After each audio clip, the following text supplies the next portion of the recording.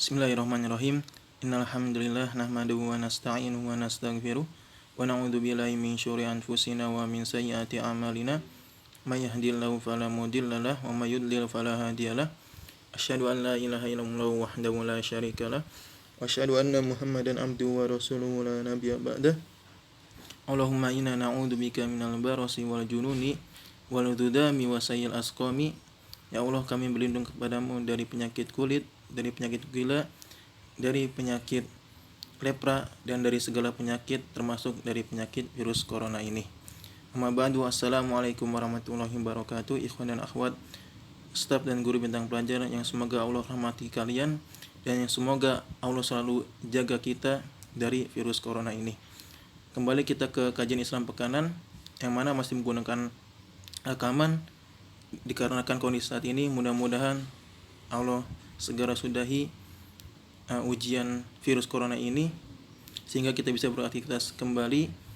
Terlebih lagi kita mendekati bulan Ramadan yang kita rindukan ini.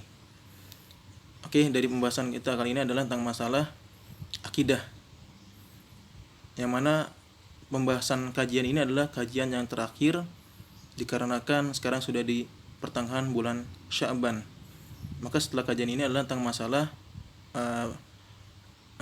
bulan Ramadan yang nanti akan kita bahas bersama. Dan tema kita kali ini adalah tentang masalah tawakal. Sebelumnya kita telah membahas dalam akidah ini tentang masalah amal-amal hati, yaitu amal hati tentang masalah cinta, amal hati tentang masalah takut, dan sekarang adalah amal hati tentang masalah tawakal. Langsung saja, yang akan kita bahas di sini adalah ada 3 pembahasan besar yang saya coba ringkaskan, yaitu adalah tentang masalah pengertian tawakal dan juga macam-macamnya. Yang kedua adalah tentang masalah ayat-ayat yang berkaitan tentang masalah tawakal, dan yang ketiga adalah tentang masalah apa yang hikmah dan apa yang kita dapatkan jika kita termasuk orang yang bertawakal kepada Allah Subhanahu wa taala. Oke, langsung ke pembahasan yang pertama adalah apa itu tawakal. Tawakal secara bahasa artinya adalah menyerahkan atau mempercayakan. Saya berkata, wakaltu amri ila fulan. Aku menyerahkan urusanku pada fulan. Adapun secara istilah, Ibnu Rajab mengatakan yaitu adalah penyandaran hati atau menyerahkan atau mempercayakan kepada Allah Azza wa Jalla untuk meraih kemaslahatan atau menghilangkan kemudaratan baik dalam urusan dunia maupun akhirat, disertai melakukan sebab-sebab yang diperbolehkan. Maka dari istilah ini ada 2 rukun dalam masalah tawakal. Rukun yang pertama adalah kita tawakal kepada Allah dengan sebenar-benar tawakal, dengan jujur. Rukun yang kedua adalah kita mencari sebab atau mencari usaha. Maka dari itu, barang siapa yang hanya melakukan sebab-sebab saja tanpa adanya tawakal kepada Allah dengan sebenar-benarnya atau dengan jujur, maka dia telah mencacati tawakal kepada Allah, atau dia termasuk bukan orang yang tawakal kepada Allah. Yang kedua adalah jika dia hanya bertawakal kepada Allah dan melupakan sebab-sebab atau usaha, maka dia telah mencederai sebuah hikmah Allah di muka bumi ini. Apa itu hikmahnya? Bahwa ada sebab, ada akibat. Ada panas karena ada api, ada dingin karena ada es. Jika kita ingin pintar, maka kita harus belajar. Jika kita ingin kaya, maka kita harus bekerja. Jika kita ingin melakukan hal apapun, maka kita melakukan sebab-sebab yang menuju kepada yang akibat itu. Maka di sini dikatakan Rasulullah SAW pun, yang dia orang yang paling bertawakal, dia mencari sebab. Apa itu? Pada saat dia lagi safar, dia mengambil bekal. Pada saat dia berperang, dia menggunakan 2 baju perang. Bayangkan, 2 baju perang. Dan pada saat dia hijrah ke Madinah, dia mencari petunjuk jalan. Ya, dia tidak mengatakan saya ingin pergi ke Madinah atau hijrah ke Madinah tanpa adanya petunjuk jalan, tapi dia mencari petunjuk jalan untuk menuju dia kepada Madinah. Dan juga Rasulullah SAW dia berlindung dari panas dan juga berlindung dari dingin, tapi dia Rasulullah tetap disebut sebagai orang yang paling bertawakal walaupun dia mencari sebab.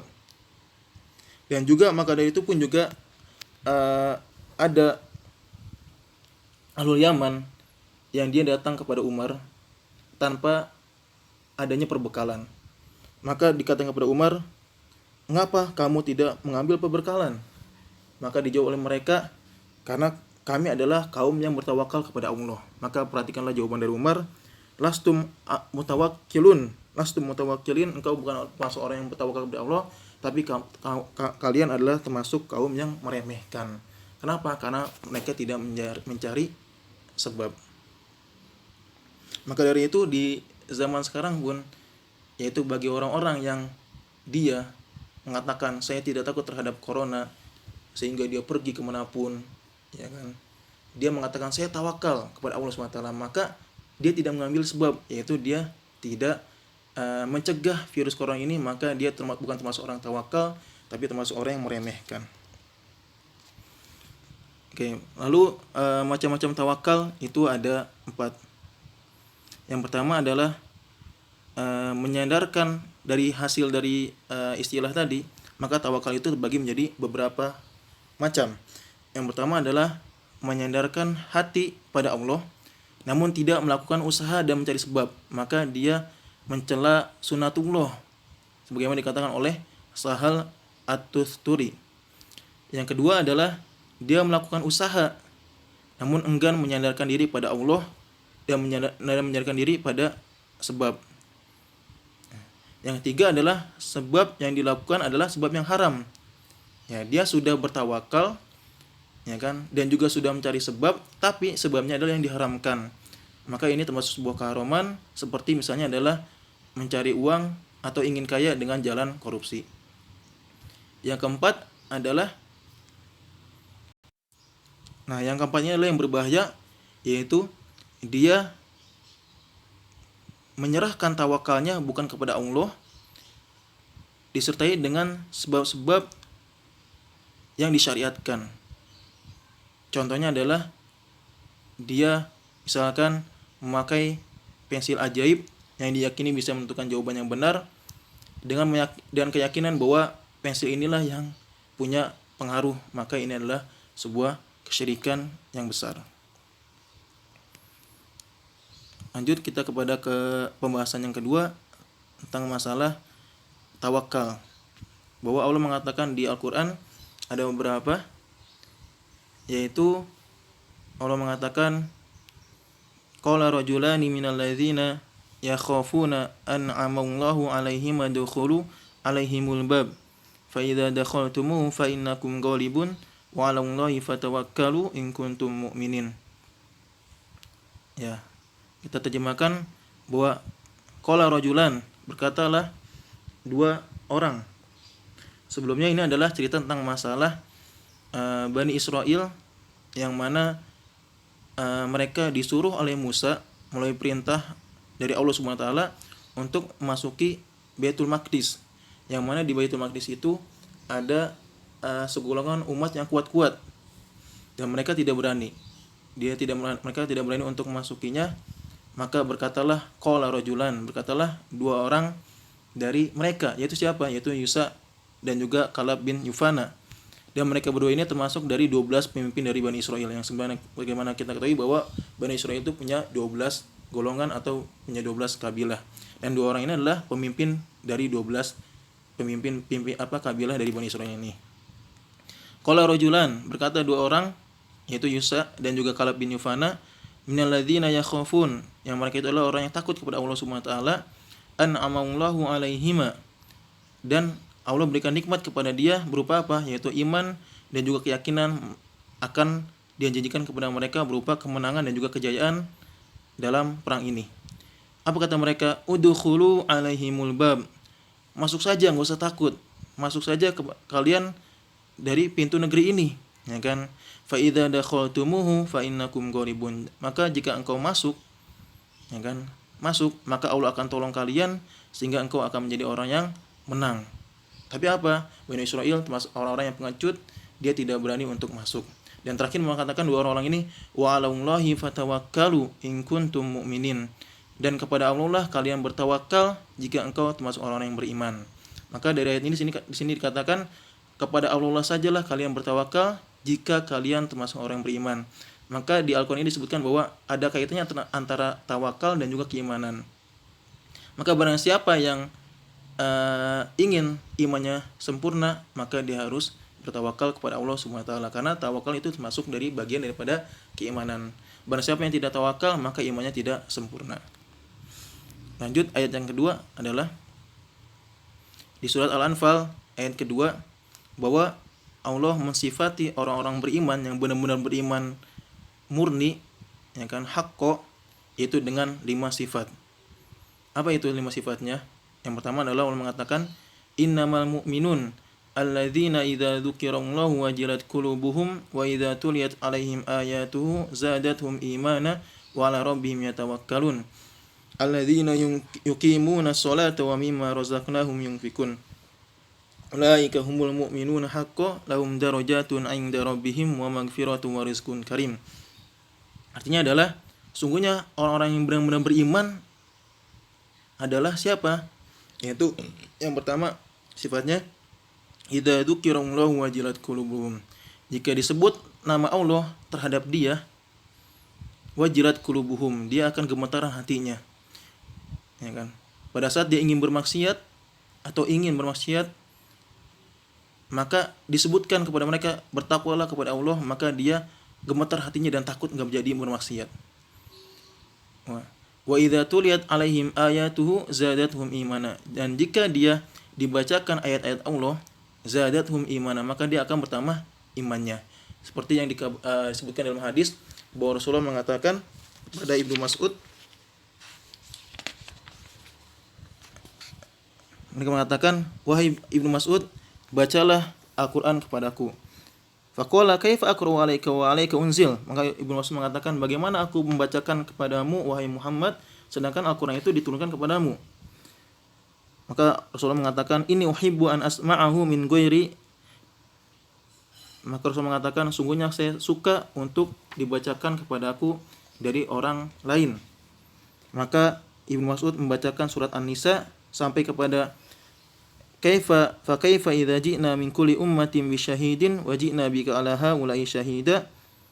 Ya, pada saat sampai di ayat ini, yaitu bagaimana jika kami datangkan dari setiap umat itu seorang syahid, seorang saksi, dan kami datangkan kamu wahai Muhammad terhadap mereka sebagai saksi. Maka Ibnu Mas'ud mendengarkan tangisan Rasulullah SAW, dan dia melihat air mata Rasulullah itu mengalirkan air mata.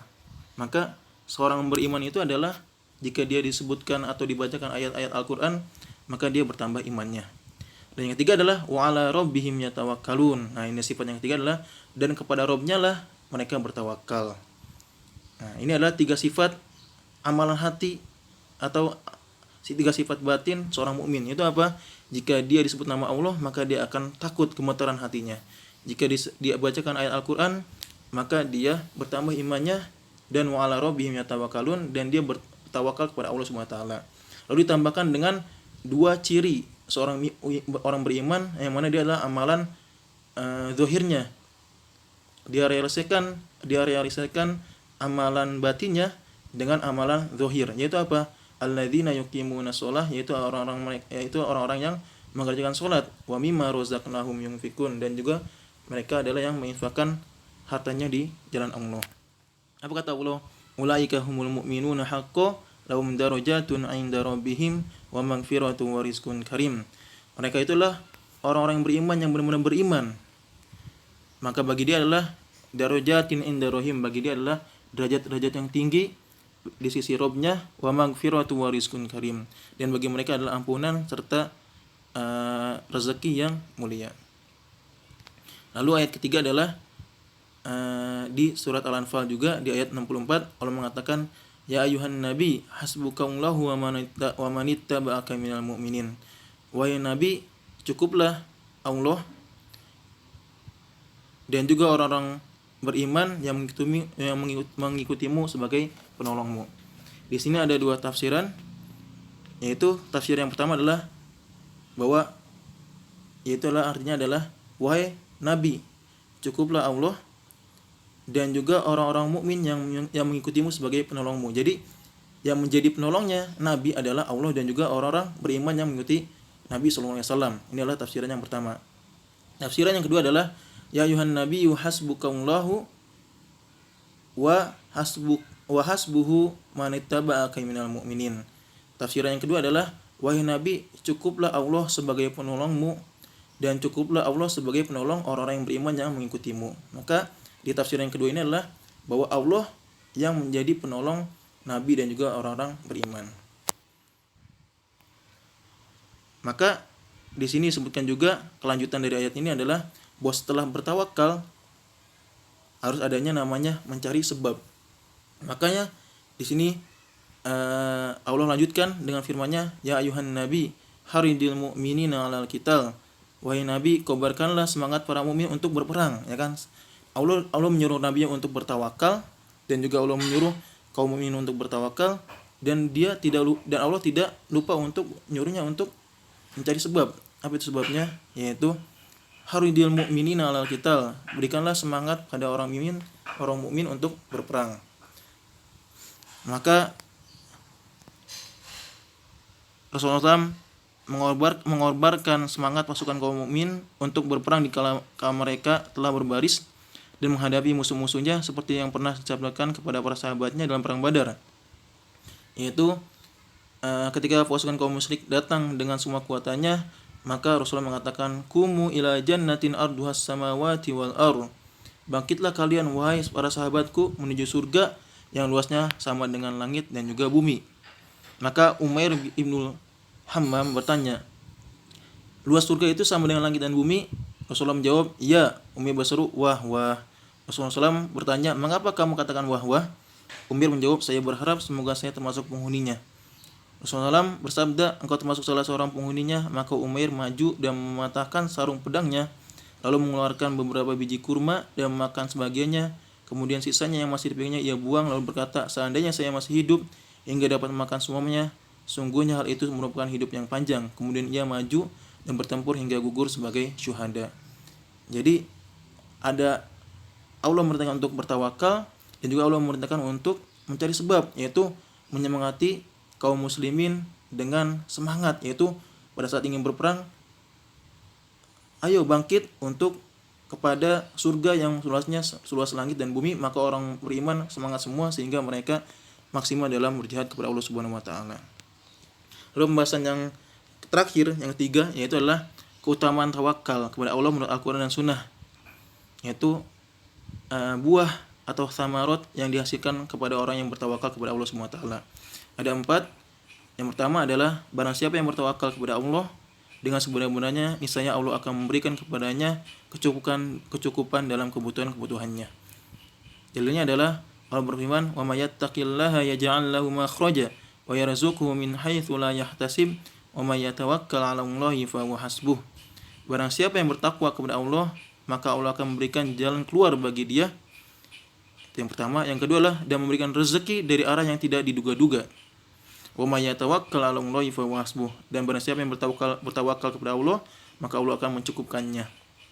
Maka di sini Allah ada 2 faedah. Yang pertama adalah barang siapa yang bertakwa, maka Allah akan memberikan 2 hal. Apa itu? Memberikan baginya jalan keluar. Itu yang pertama. Yang kedua adalah memberikan rezeki yang dari arah yang tidak disangka-sangka.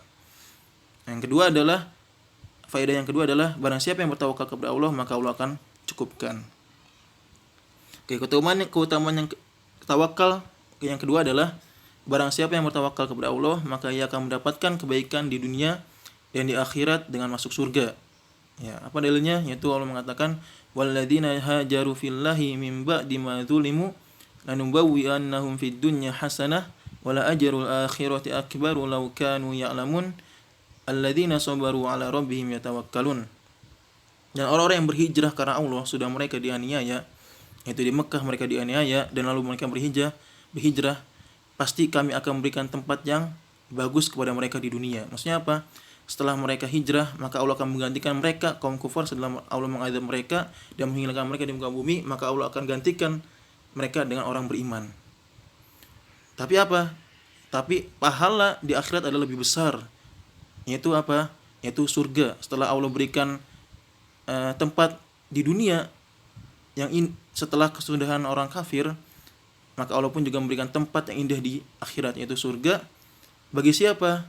Yaitu alladzina sabaru wa ala rabbihim yatawakkalun, yaitu bagi orang yang sabar, wa ala rabbihim yatawakkalun, dan juga bagi orang yang bertawakal. Yang ketiga, keutamaan tawakal yang ketiga adalah barang siapa yang bertawakal kepada Allah dengan benar, maka Allah akan memberikan kepadanya pertolongan, keselamatan, kemenangan dan dalam menghadapi musuh. Disebutkan di sini dalam hadis bahwa dari Ibnu Abbas mengatakan, hasbunallahu wa ni'mal wakil, qala Ibrahim alaihissalam hina ulqiya fin nari, wa qala Muhammad sallallahu alaihi wasallam hina qalu innan nasa qad jama'u lakum fakhshahum fazadahum imana wa qalu hasbunallahu wa ni'mal wakil. Berkata Ibnu Abbas mengatakan bahwa sungguhnya perkataan hasbunallahu wa ni'mal wakil, cukuplah Allah dan dia adalah sebaik-baik penolong, itu adalah ucapan yang dikatakan oleh Ibrahim pada saat dia dilemparkan kepada api. Maka Allah menyelamatkan gara-gara kalimat ini, ya kan? Dan juga kalimat ini pun juga yang dikatakan oleh Muhammad SAW pada saat kekalahannya kaum muslimin di perang Uhud, ya kan? Lalu orang kafir ingin balik lagi ke Madinah untuk menyerangnya, ya kan? Lalu bertemulah dengan orang-orang yang musafir kepada Madinah. Maka Abu Sufyan mengatakan, wahai musafir yang ingin pergi ke Madinah, katakanlah kepada Muhammad jika engkau sampai ke Madinah bahwa kami akan menyerang kembali setelah kami menang, ya kan? Maka pada saat orang musafir itu datang ke Madinah, mereka mengatakan kepada Muhammad, sungguhnya inna nasa qad jama'u lakum fakhshahum, sungguhnya manusia yaitu kaum kufar Quraisy sudah berkumpul untuk menyerang kamu lagi wahai Muhammad. Maka takutlah kepada mereka dan berserah dirilah. Maka apa yang dikatakan oleh Muhammad, fazadahum imana, ya, maka apa malah bertambah imannya, dan mereka mengatakan wa qalu hasbunallahu wa ni'mal wakil, dan mereka mengatakan cukuplah Allah dan dia adalah sebaik-baik penolong kami. Maka apa yang terjadi, kaum kufar Quraisy itu tidak jadi untuk menyerang kaum muslimin yang ada di Madinah. Maka pada saat kita lagi sedang terdesak, ucapkanlah hasbunallahu wa ni'mal wakil. Yang keempat adalah keutamaan yang keempat adalah barang siapa yang bertawakal kepada Allah dengan sebenar-benarnya, maka ia akan masuk surga. Nah, kalau tadi kan barang siapa yang bertawakal kepada Allah, ciri orang yang masuk surga adalah yang bertawakal kepada Allah. Di sini adalah orang yang bertawakal maka dia akan masuk surga, ada tambahannya yaitu tanpa hisab dan juga tanpa azab. Apa dalilnya? Yaitu dalilnya tentang hadis yang panjang. Saya bacakan saja. Rasulullah bersabda, telah diperlihatkan kepadaku keadaan umat-umat terdahulu, hingga aku melihat ada seorang nabi dengan rombongan yang kecil, dan ada nabi yang mempunyai pengikut 1 dan 2 orang. Bahkan ada nabi yang tidak mempunyai seorang pengikut pun. Tiba-tiba diperlihatkan padaku rombongan yang besar, yang saya kira itu adalah umatku, namun diberitahukan kepadaku bahwa itu adalah Nabi Musa alaihissalam. Itu umatnya Nabi Musa alaihissalam. Kemudian dikatakan kepadaku, lihatlah ke ufuk kanan dan kirimu. Tiba-tiba di sana aku melihat rombongan yang besar sekali. Lalu dikatakan kepadaku, itulah umatmu, dan bersama mereka ada 70.000 orang yang masuk surga tanpa hisab dan juga tanpa diazab. Setelah itu Nabi berdiri dan masuk ke dalam rumahnya, sehingga orang-orang banyak membicarakan siapa sih yang masuk surga tanpa hisab dan tanpa azab itu. Maka orang-orang banyak berspekulasi. Ada yang mengatakan bahwa yang masuk surga di kalangan umat Nabi Muhammad SAW yang 70.000 itu adalah sahabat-sahabat Rasulullah SAW, yaitu Abu Bakar, Umar, dan sebagainya, yaitu sahabat-sahabat yang terdekatnya. Ada juga yang mengatakan yang masuk surga tanpa hisab dan tanpa azab itu adalah orang yang lahir di dalam Islam dan tidak pernah mempersekutukan Allah, seperti siapa? Seperti Ibnu Umar, Ibnu Abbas, dan juga yang lainnya, ya kan? Dan juga ada pendapat-pendapat yang lainnya. Kemudian Rasulullah SAW keluar menemui mereka dan bertanya, apakah yang sedang kalian bicarakan, yang sedang kalian ribut-ributkan dalam pembicaraan kalian? Maka mereka mengatakan bahwa kami mempertanyakan tentang siapakah 70.000 golongan itu. Dan Rasulullah mengatakan mereka adalah orang-orang yang tidak meminta ruqyah. Nah, ini yang pertama. Sifat mereka adalah apa? Orang-orang yang tidak meminta ruqyah. Makanya kita diusahakan untuk tidak meminta ruqyah. Terus bagaimana? Yaitu dengan cara ruqyah sendiri. Ruqyah sendiri itu bagaimana? Yaitu dengan cara banyak-banyak membaca surat Al-Baqarah, Al-Imran atau Al-Quran yang lainnya, dan juga sering-sering untuk membaca zikir pagi dan juga petang. Dan yang kedua adalah tidak suka untuk meramal nasib, tatoyur, ya kan. Dan yang ketiga adalah wa ala rabbihim yatawakkalun, dan hanya kepada Allah lah mereka bertawakal. Maka jika kita ingin masuk ke dalam 70.000 golongan yang masuk surga tanpa hisab dan tanpa adab dari kalangan umat Nabi Muhammad SAW, maka lakukanlah hal ini, yaitu apa? Tawakal, tidak tatoyur, dan juga tidak meminta ruqyah. Lalu datanglah sahabat, ya kan, namanya Ukasyah bin Muhson. Ingat ya, namanya Ukasyah bin Muhson. Dia berkata, wahai Rasulullah, doakanlah aku supaya masuk dalam golongan mereka. Maka Rasul menjawab, engkau termasuk golongan mereka, wahai Ukasyah bin Muhson. Bukan Ustadz Muhson, tapi Ukasyah bin Muhson. Kemudian berdiri puluh orang lainnya dan berkata, ya Rasulullah, aku juga pengen jadi salah satu dari mereka. Maka Rasul mengatakan, sabakoka al-Ukasyah, maaf, engkau telah didahului oleh Ukasyah. Maka untuk bisa menjadi 70 golongan ini, maka kita untuk berusaha untuk apa? Untuk mengamalkan hadis ini, yaitu apa? Di sini saya sebutkan yang lengkapnya. Yaitu hadis yang lengkapnya adalah mereka adalah yang tidak bertatoyur. Pertama, tidak tatoyur, tidak menganggap sial hal-hal yang lainnya seperti angka, nomor, dan angka, nomor sama aja. Angka, nomor, dan juga hal-hal yang lainnya tidak menganggap sial. Tidak minta ruqyah. Nah, ini pun juga tidak minta ruqyah. Kita ruqyah sendiri aja. Yang ketiga adalah tidak pula meminta diobati dengan kai. Apa itu kai? Yaitu pengobatan dengan cara dipanaskan dengan besi lalu ditempelkan kepada badan yang sakit. Nah, ini tidak juga diperbolehkan jika kita ingin masuk ke dalam 70.000 golongan yang masuk surga tanpa hisab dan juga tanpa azab. Dan yang terakhir adalah bertawakal kepada Allah Subhanahu wa taala. Maka ini adalah sangat besar sekali faidahnya. Yaitu jika kita bertawakal, kita masuk surga tanpa hisab dan juga tanpa azab. Demikianlah KIP pekan ini. Mudah-mudahan kita tetap selalu untuk menambah ilmu kita walaupun keadaan kita di yang sekarang ini. Kita cukupkan subhanakallahumma bihamdik asyhadu an la ilaha illa anta astaghfiruka wa atubu ilaik.